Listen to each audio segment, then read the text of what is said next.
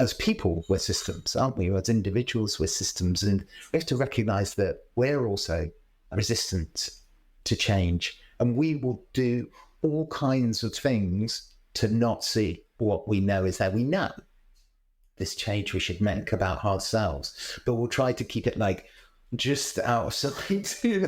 But often it's work itself, busyness is a great way to know. If I keep my mind so busy and full of things, I won't have to contemplate this thing I know that is lurking just outside in the shadows, as you say, keeping it in the shadows. Welcome to the Rise and Play podcast. I am Sophie Vaux, your host and leadership coach. In the show, my wonderful co-host and I sit down with influential and diverse leaders from the gaming industry to hear about their leadership journey.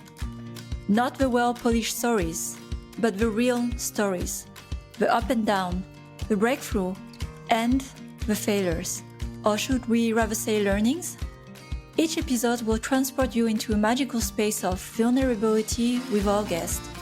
And together, you'll be reminded that no matter how hard it is, you are not alone in this journey, and find the courage to keep going. Come and join the ride. Let's begin. Oh, and one last thing, I am working on new ideas to scale our impact on leadership health and consciousness in games. Would you like to be part of the change too? Then let's connect. Now, let's get to the episode.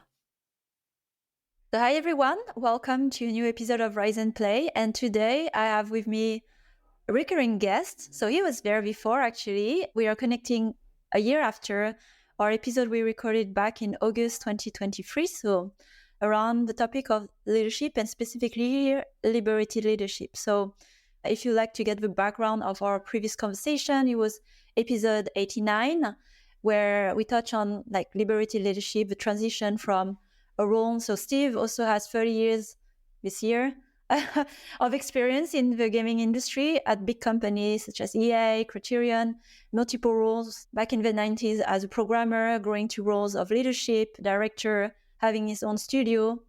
We talked about that in the previous episode. But today we're reconnecting more on the work he's done since his transition, being free of the corporate world to build his own consultancy, but also wrote a book around liberated leadership. And we're here to touch on that today. So welcome, Steve, again to the podcast. Thank you very much, Sophie. Thank you for having me back on. Great to be here. So it's always interesting, after a year connecting, especially, I remember when we had the conversation, I was also in a place of transition. And a year is quite intense when you are in transition, you do your own things. And so that was interesting as we were quite active on the topic of leadership to reconnect and talk about what has happened last year. So I'll start with a very simple question. What have you done over the past year? Yeah, it's right that you talk about transition as well. I was talking about this just last week with some people I'm training about going back to this idea that change is an event and transition is a process. And I think I have been on transition, the end of something, letting go of my life in a big AAA corporate development with EA, and then reorientating myself in, that difficult neutral zone of this new life as a consultant, as a trainer, as a speaker, as an author. So I set up the Game Plan Consultancy a year ago. I've worked with multiple different studios in the UK mainly, but also online with studios outside as well. I've done work with top teams, helping the groups really define their purpose and their values. I've done training for folks. That's been really interesting. I've spoken at a number of conferences. And of course, I have finished and published my book, Liberated Leadership, Unmasking the Authentic Leader Within.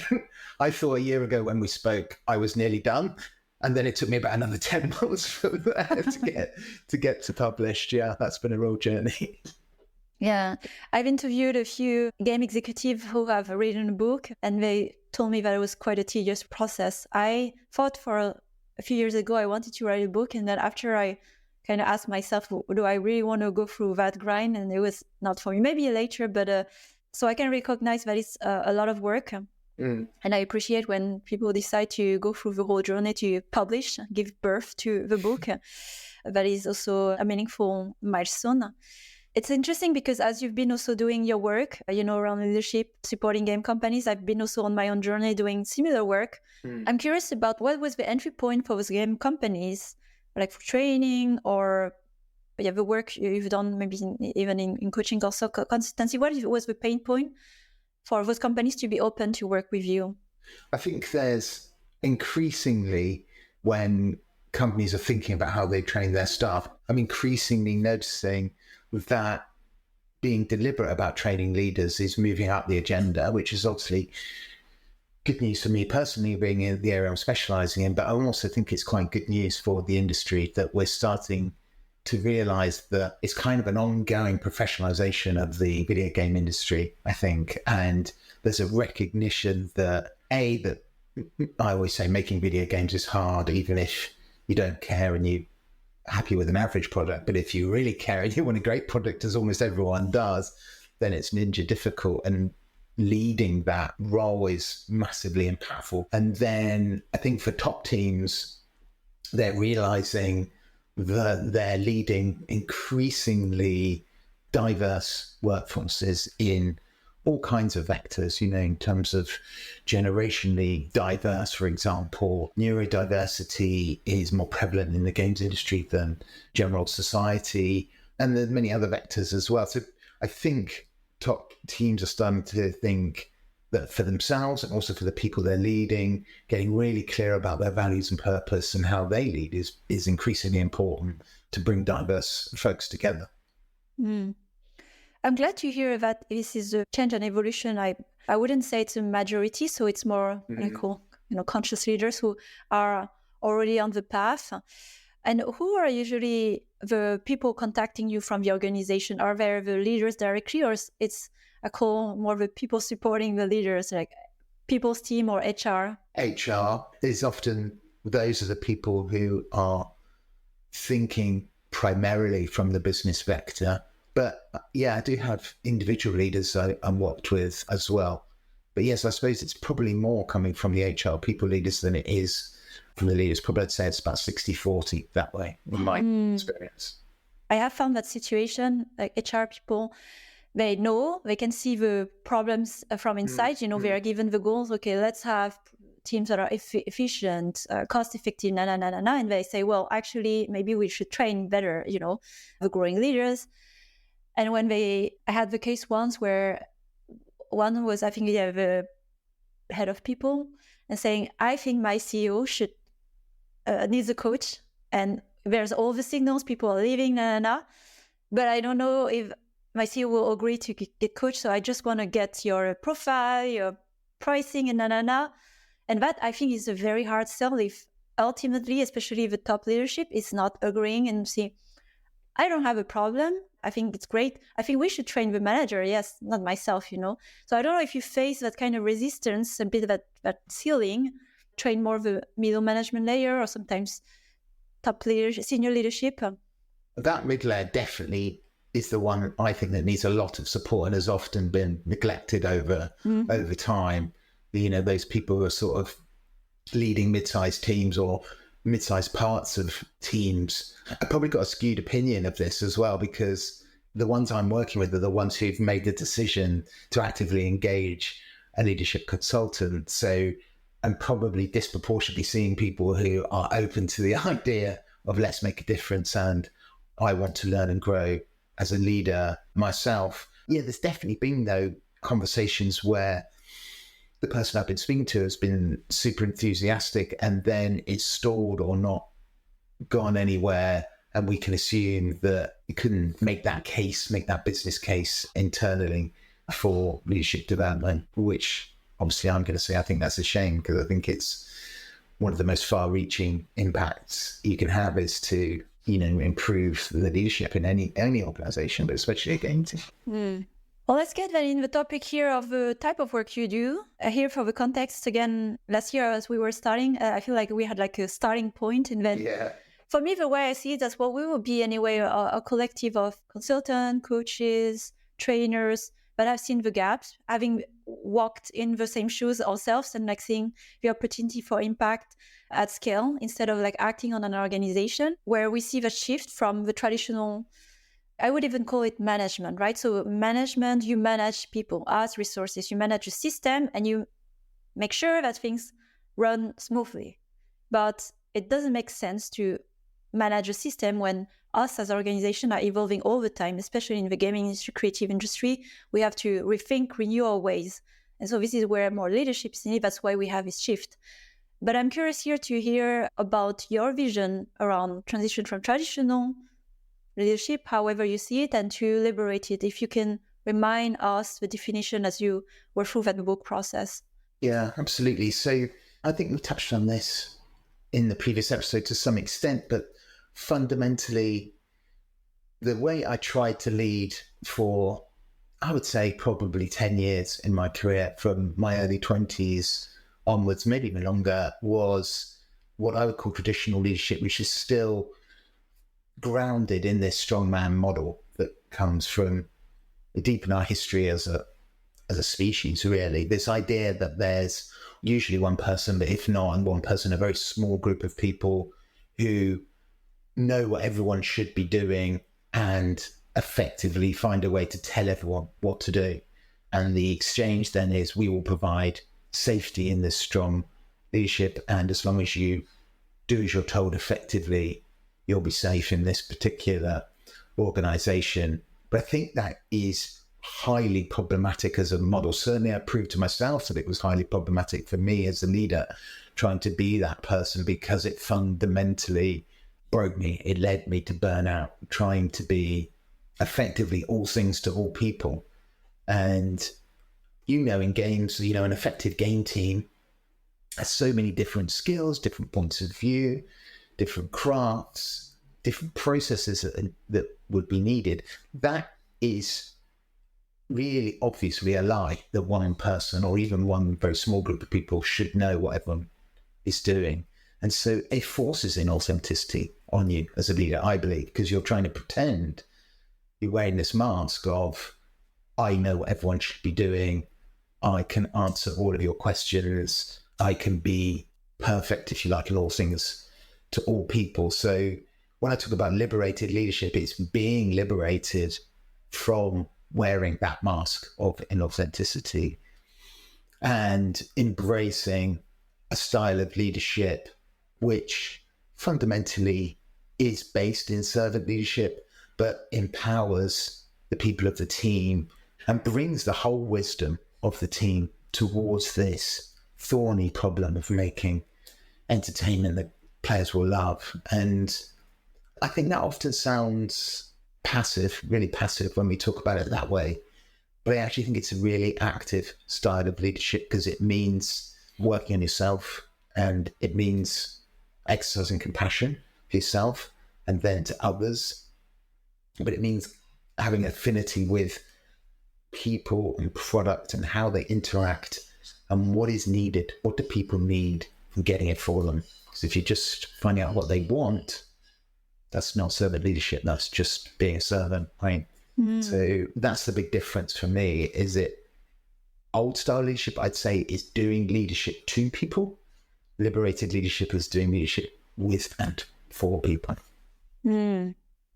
I remember also back from the conversation, exactly that transition, as you said, like there's a deep empathy for other leaders who are going through this journey that you can identify, and where you see the limits of the system, especially with what you describe, very diverse team craft. And it's so complex that for me, it's an odd idea to have one person knowing it all, because it's too complex. These days, everybody is trying to figure it out anyway. So So I was going to say, you're really right to say it's a system, because I've noticed with myself and other leaders I work with and people I've mentored that we can get over-identified with our job titles and our job descriptions, that we think, I am a studio leader, I am general manager of the studio, and that's my identity and my purpose is to fulfill that role. And I don't think we are our job titles. They're a description of a function that makes a system work.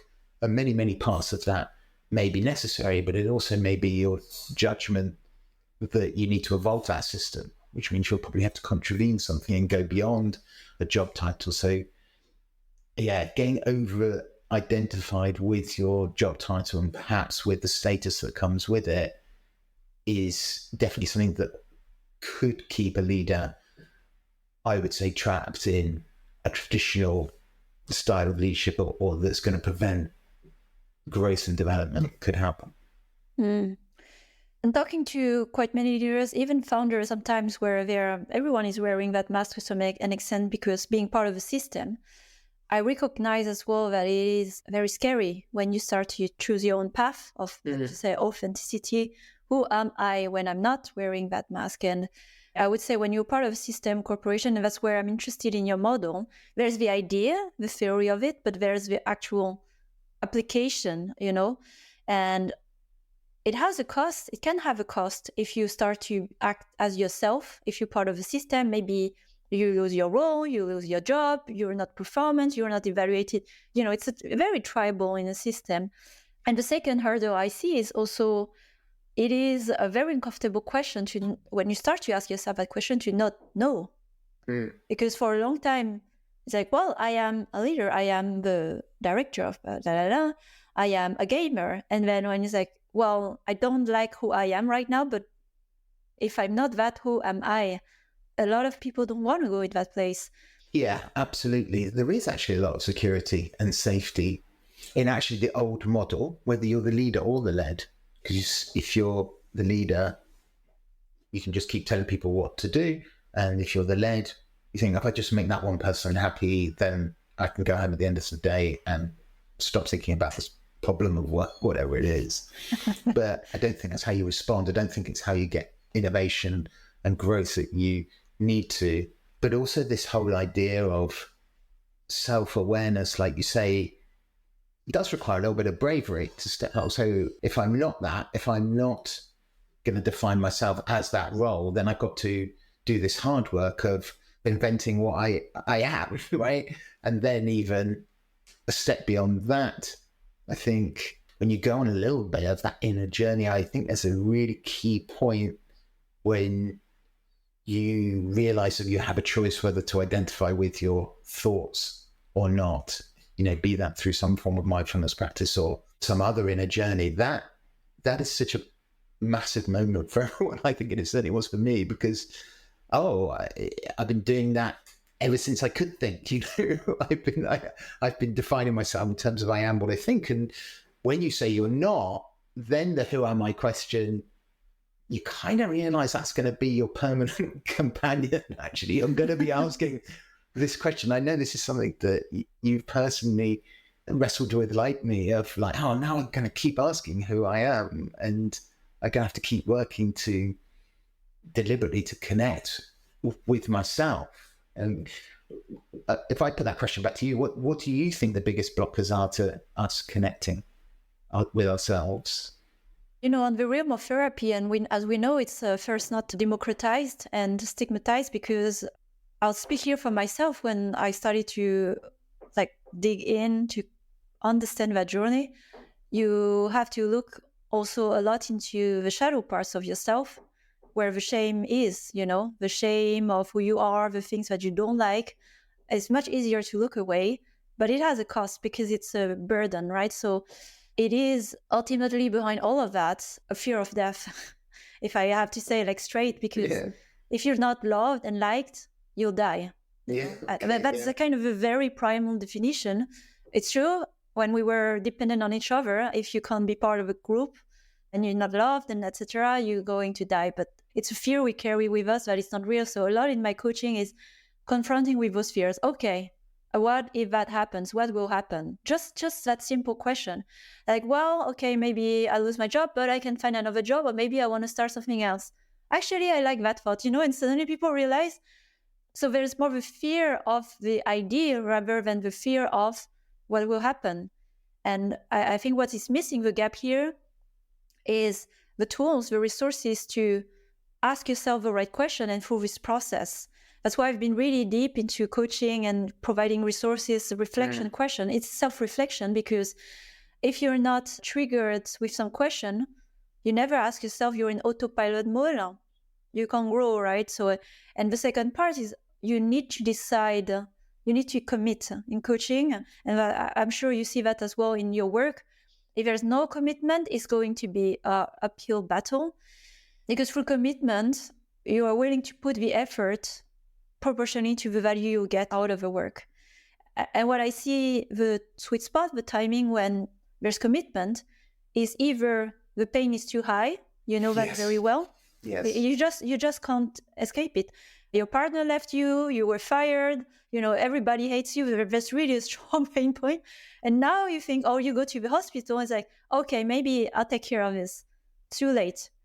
And I would say where the two of us are actually active practitioners in the industry is to a bit like preventive doctor. It's like, do we have to go that far until you act? Because you're slowly getting there, right? It has a cost. You just don't see it right now until it's so high that the recovery will take years.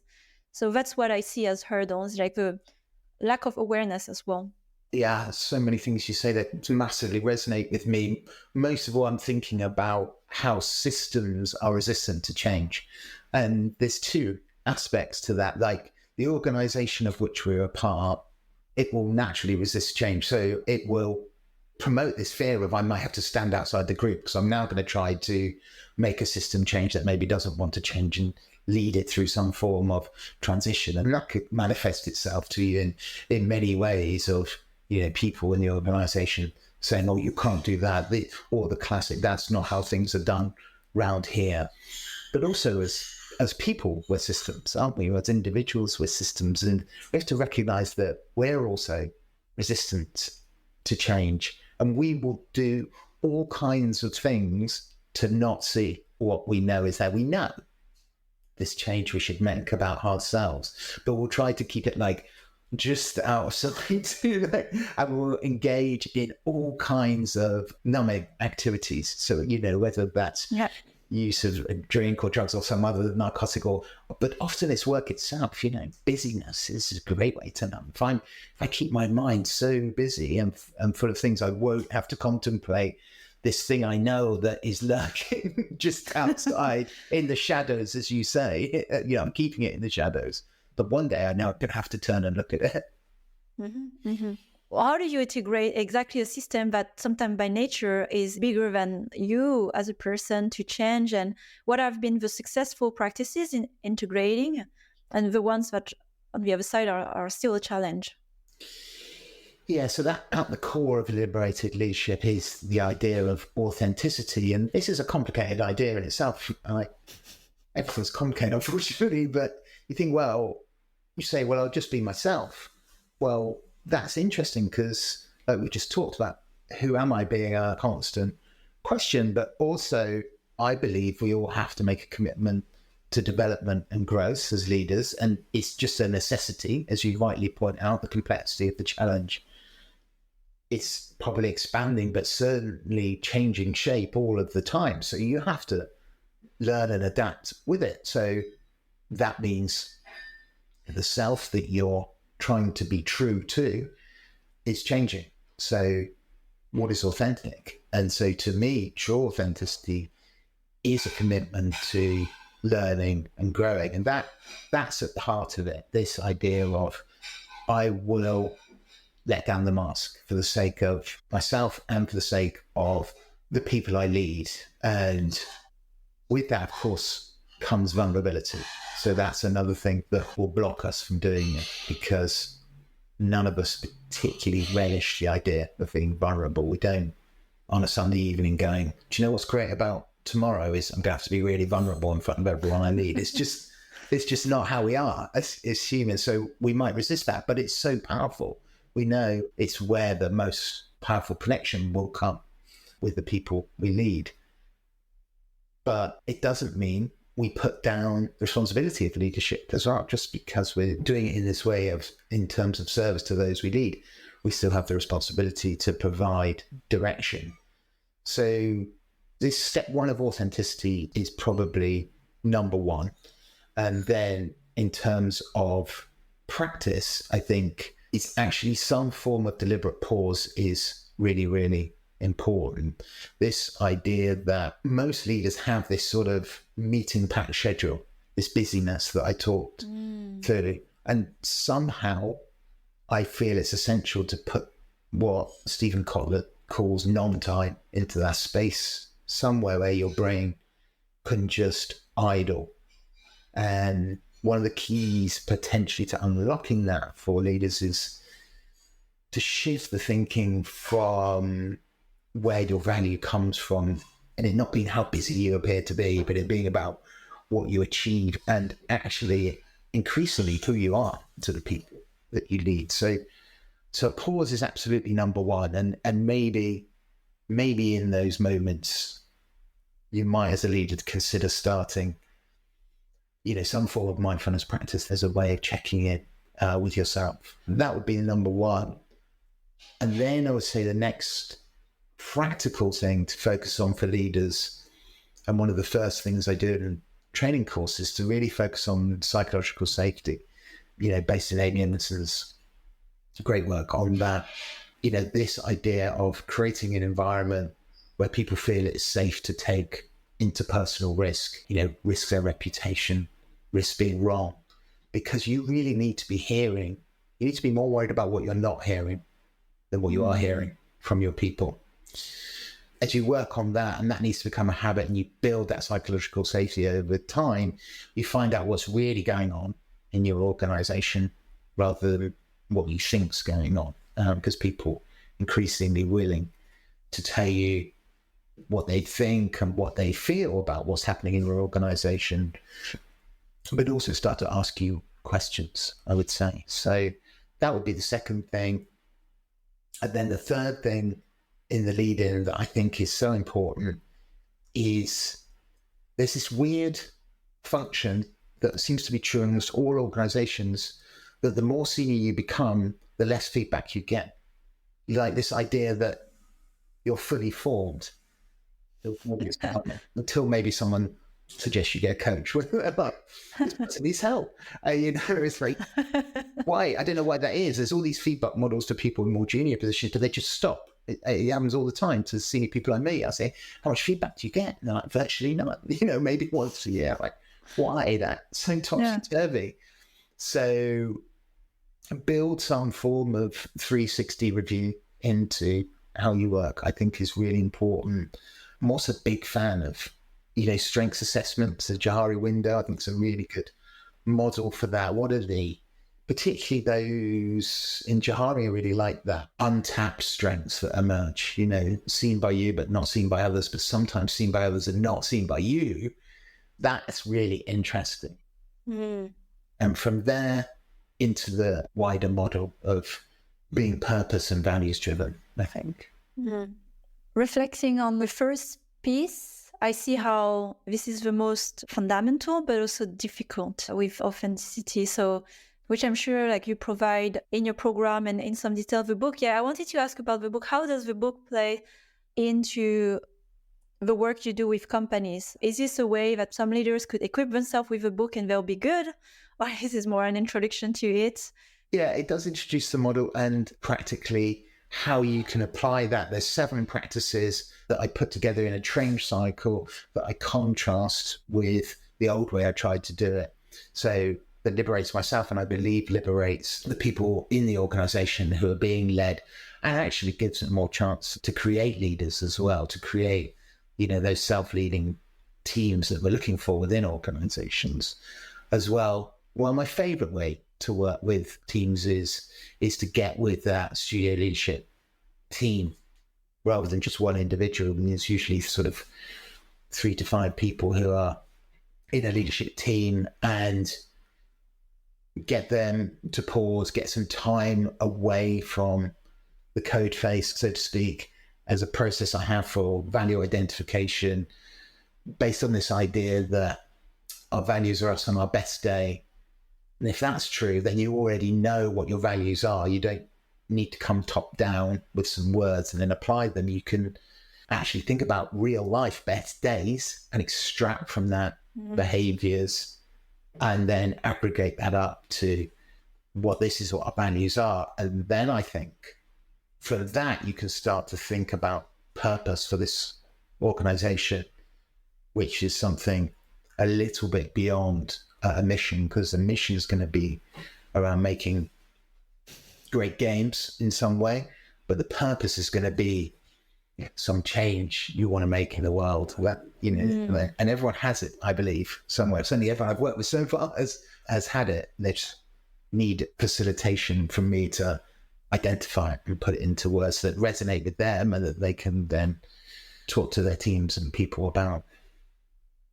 Yeah, so through his work, it's also putting more of yourself out of work, inside the work, because it's not like you can't separate fully. That mask thing has a cost, right, over time. And it's good to remember that we probably all have a purpose that we feel, but when it's not expressed, we know when it's not fulfilled. And that's where the pain is, right? So like giving light to it, understanding you can be more intentional about how you lead, but also uncomfortable question, are you in the right place, right? For a lot of leaders, it's also maybe a responsible thing sometimes to not stay because it's so far away from what they truly actually believe or want, but it's not doing a favor either for the organization or for the team that is, you know, with them. So doing that inner work, which by the way also led me to some ideas like here for the listener, because we talk about inner work, the inner game. We're brewing an idea. We'll talk more about it in future episode or in different forms, some retreats where we could gather exactly this group of leaders to do that inner work in a safe way, because that's exactly the first step you talk about when you are in a system, really hard. And I strongly believe in retreat that are very powerful for that, because the rules are different. You're operating on different rules, and so you can allow yourself to also act differently because it's not the environment you know. So I find it very powerful to do that inner work. Yeah, absolutely. To put down, recognizing that leadership is a burden, and to have a space to put that down for a while can be hugely liberating as well. Just circling back a little to what you just said there about purpose, I was thinking that sometimes our purpose isn't what we want it to be. We realize our purpose and we go, oh, I didn't really want it to be that. Now what do I do? Like, I'm a strong believer that your purpose lies in the intersection of the thing you care most about and what you're best at. In the middle of that Venn diagram lies your purpose. And you think, oh, I'm best at this thing. I didn't really want it to be that. But you kind of know something deep within you goes, oh, I'm going to have to try and fulfill that purpose there as well. And that, because you know it's going to bring all kinds of change and transition. And there's discomfort with that often, which will make us do that thing again. I talked about. I know. I don't think it's that. Let's do another version. I don't think it's that. See if I can get a better answer. But you know, you do know. Yeah. Usually you do know, but that's why it's uncomfortable to ask yourself. I remember when I was working in some of the past companies, I had that moment where I knew it. I knew it all along, and I felt less and less comfortable with that truth for myself in regards to the team, because I knew, and I was like, I have to be honest with myself, and I have to take responsibility for my decision when I decided to move on. And it's very painful because you feel at the same time responsible for a group, right? Mm-hmm. But you're not, again, doing a favor by leading from the wrong place. That's why it is such hard work, and I believe there's much more to do before you get into like the system. Once you have a commitment, once you have awareness, it's a bit smoother. But what happens, the work that needs to happen so to get to the point to allow yourself to get awareness, I see here is the work where we were dealing with a lot of stigmas, right, of society. And I had two maybe last questions I wanted to touch on around your work with liberated leadership.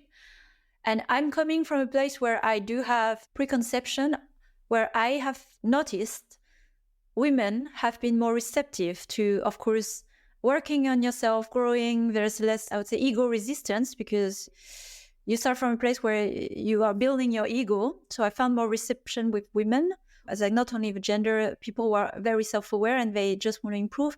I found it really hard with men with a certain ego level where, you know, everyone is the problem around them but them. It's like you fighting against the wall. So I don't know if that's what you have experienced. I want to believe that it's maybe different, but yeah, I wanted to ask what has been more than your audience And that's really made me stop and think. That's interesting. I think what immediately came to mind as you were talking about there is, if there is a gender difference, the resistance from men comes from this idea of your purpose in life is to be a provider. This is the message that's strongly given to you as society. And therefore, the idea of vulnerability is even more scary to men than it is to women, because you're supposed to be a provider and you're supposed to be strong. And when I say to men, especially, but not uniquely, what does vulnerability equal?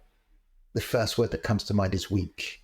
And that's contravening directive number one with the role of man, being male, typically, if we're talking absolutely typical societal roles. So it can be harder to get behind the mask for a man, but much easier one-to-one to start that journey. Not unique, obviously, it's really dangerous to generalize, but if there is something, it's in gender. That's where I felt that myself, and that's where I see it with other men that I work with. Women seem to lean into that vulnerability. Yeah. And it's important to have your voice here. I believe a lot, in different perspective where you've been through the journey, where you can relate and empathize maybe with more men with those fears, because I'm not, a man, so I don't have those fears. For me, it was more of a fear of being myself, so it was like to have even more, a bit more power, assertiveness. So it's coming from a different place where, again, women define themselves like societal way, like how economics and society and power are formed. So I relate more with women. That's why also I have more women in my audience. But it's really important to understand as well what are the blockers maybe for men in that definition. So by you saying that, it gives also permission, like it's a narrative, let's explore the narrative if that's true. How do we define strength? And at last, back to like the audience, because as you are going through the conversation, I mean, we talk a lot about, for us, it's very natural, right? To talk about the principles around like being a self. We've done the work, it's like we walk the talk. But for ones who are in that journey with the resistance, like, okay, the reality, I look at game business, especially this year, I'm busy doing things that has an immediate ROI. I put $1 here and it gives me $1 there, and everything that doesn't give me a short-term benefit, I'm not going to even entertain the idea of it. So how do you approach this conversation, trying to be like more on the company side, which I have also this question, okay, what is the benefits or what is the ROI I could expect if I put my team into this training, which seems, far away from what I know. So it's taking a risk, right, of the unknown. So how have you navigated this conversation? Yeah. So we can prove empirically that a more engaged and motivated team is a more productive team. We can also show plenty of research that shows the number one factor, this is certainly Google's research, in team effectiveness is emotional intelligence. So for me, this is the heart of a business case for improving your leadership or moving your leadership into a way that engages people wholly as whole human beings. And also something that scales. That's the other thing. If you want to get the most out of the energy that people are bringing towards making your game, I feel this shift to this style of leadership is absolutely essential. You've got the handbrake on fundamentally if everyone has to wait to be told what to do by a small number of people. They already know what to do and they probably know better. So a big shift I talk about practically when I'm training people on liberated leadership is for leaders to manage the outcome and not the output. If we spend all our time trying to optimize the output, we just feel like our job's to shovel faster. And, there's a limit to how much we can do that. Whereas outcome, we can have this healthy relationship between a leader who should be, the expert on why, and the talented people who are experts on how. And in between there can innovation and growth come in this style of leadership, rather than just accepting instructions from one another, from anyone in a leadership position. So the business case, you'll get more out of the same energy fundamentally. You increase engagement and motivation, which is key to productivity, and you'll increase emotional intelligence, which is the key to team effectiveness. Mm. And you'll be happier. You'll be more free. Yeah. I mean, it's going to be difficult. The journey's going to be difficult, but really, maybe you'll be more fulfilled and happier. You might not be happy all the time. Yeah, you don't have to make it harder when the challenge in itself is harder. I have that feedback quite often these days from former colleagues, and the way we feel about it became really a common thing, like not feeling fulfilled, feeling stressed, not really inspired. And if this is it sounds very grim, being an independent, I'm very thankful to have that freedom. But I feel sorry when I hear that, why did we end up this way when we're in such a creative industry? Yeah, right? exactly. The shift is happening because as we are, trying to optimize every, like you say, output and the profits benefit short term, when things will be stabilized again. And when you look around, what do I have here? I have no talents, no creativity. I'm just operating a system.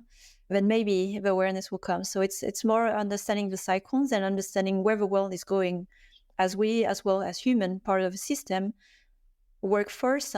What is the value of, when we think about it, an employee? And it's not just the output, it's the value of what we create. So it's really in the depth. And back to a leader as well, it's not about the time you put into something, it's about the value of what you create with who you are and the level of thinking, which you can't have by putting more time necessarily in working and bashing. It's that space and all that work, that inner work we talk about. I'm very glad that we connected, following up after a year and with our findings, coming to similar conclusion and observation. So for people who resonated with what we talked about today, what can you do now? Well, just a shameless plug, I would say, buy my book, Liberated Leadership book. If people want to work with me directly, I'm looking for, senior teams and emergent leaders who, if you want to drop by my website, gameplanconsultancy.co.uk, we can make that connection there. But I think I'd go back to practically the things I said earlier. So must pause, find a space. Most leaders are because they're trying to effectively tell everyone what to do, they've got no time. They're I've got no time at all. Well, of course, because you need to create a space where people know what to do. I would say, based on aligning on powerful goals that are called outcome, that gives people the autonomy to make smart decisions and innovate themselves, but you still get what you're committed to as a leader. So pause and focus on outcome. Do that work on psychological safety. Read Amy Emerson's book. There's 3 core practices there of setting the stage, inviting participation and responding productively. Make those habits.